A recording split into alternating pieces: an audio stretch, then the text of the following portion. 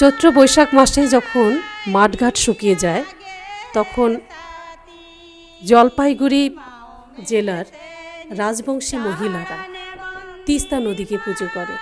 এবার এই তিস্তা নদীকে পুজো করার সময় এরা 7-8 জন মহিলা বাড়ি বাড়ি মাগন করে এবং সেই মাগনের যে অর্জিত সম্পদ আর কি, চাল ডাল, সেটা দিয়ে তারা একদিন তিস্তা নদীর পাড়ে গিয়ে আবার পুজো দেয় তিস্তা নদীকে।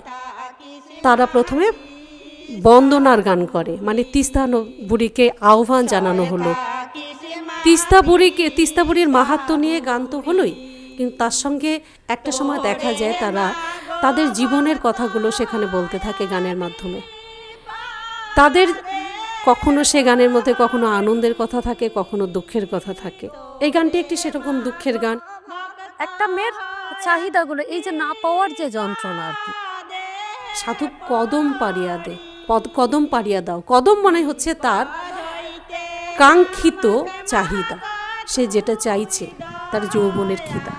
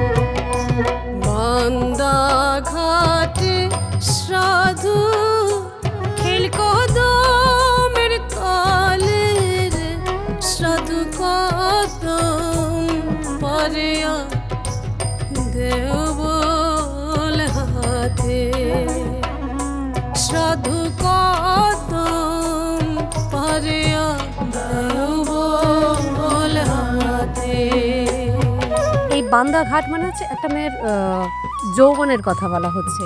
সেই যৌবনটাকে কতদিন সে বেঁধে রাখবে, তো সে তার চাওয়াগুলো চাইছে, মানে যা যা চাওয়া সেটা চাইছে। কদম এখানে একটা প্রতীক।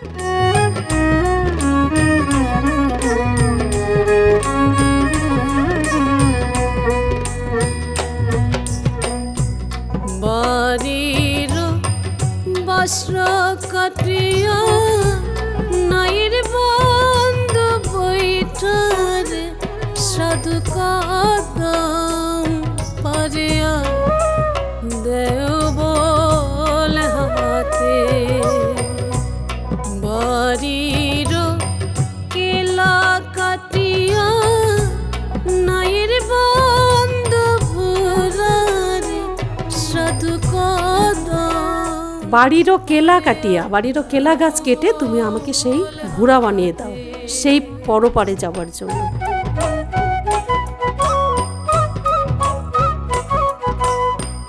এই প্রতীকের ব্যবহার করার কারণ হচ্ছে গানের আদি হচ্ছে মন্ত্র, তো মন্ত্রতে বেশিরভাগ ক্ষেত্রে অশ্লীল শব্দের প্রয়োগ হতো।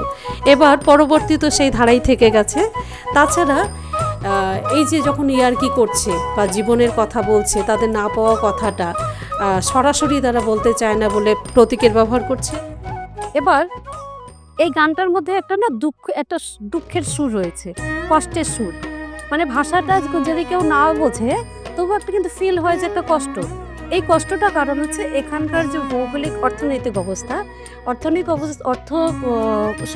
অর্থ সামাজিক অবস্থায় এখানকার মহিলারা কিন্তু আগাগোড়া বঞ্চিত। যদিও মাতৃতান্ত্রিক সমাজ ব্যবস্থা, তো মাতৃতান্ত্রিক সমাজ ব্যবস্থায় কি হয় যে মেয়েরাই সব, তো মাতৃতান্ত্রিক অবস্থায় তো ওরাই প্রধান হওয়ার কথা।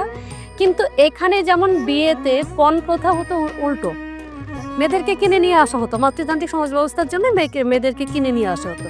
এবার কিনে নিয়ে আসে তো ফলটা উল্টো হয়ে গেছে। যেহেতু সে কিনে নিয়ে এসছে, পুরুষে যেহেতু কিনে নিয়ে এসছে, অতএব তাকে দিয়ে সমস্ত কাজ করিয়ে নেয়।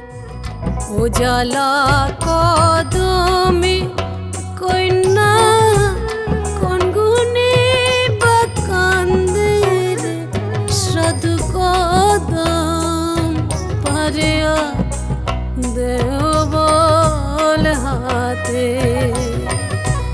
সাধু কদম পারিয়া দেও বল হাতে।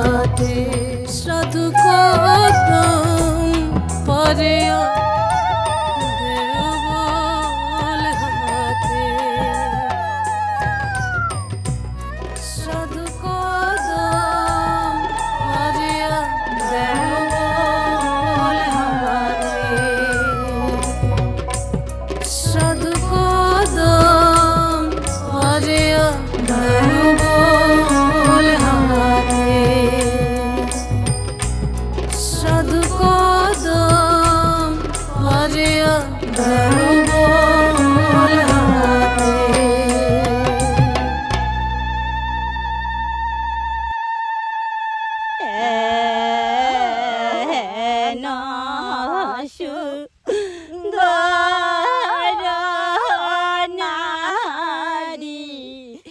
জলে ভাসিয়া রে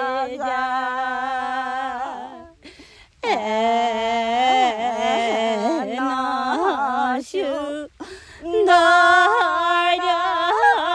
নারী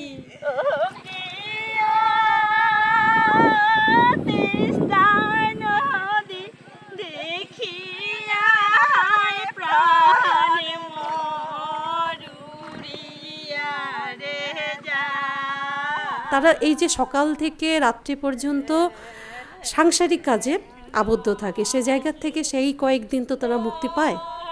তারপর হচ্ছে মানে দুর্গাপূজার ক্ষেত্রে যেমন ভাসান, এক্ষেত্রেও ভাসান একই রকম, সেদিন মহিলারা কেঁদে ফেলে।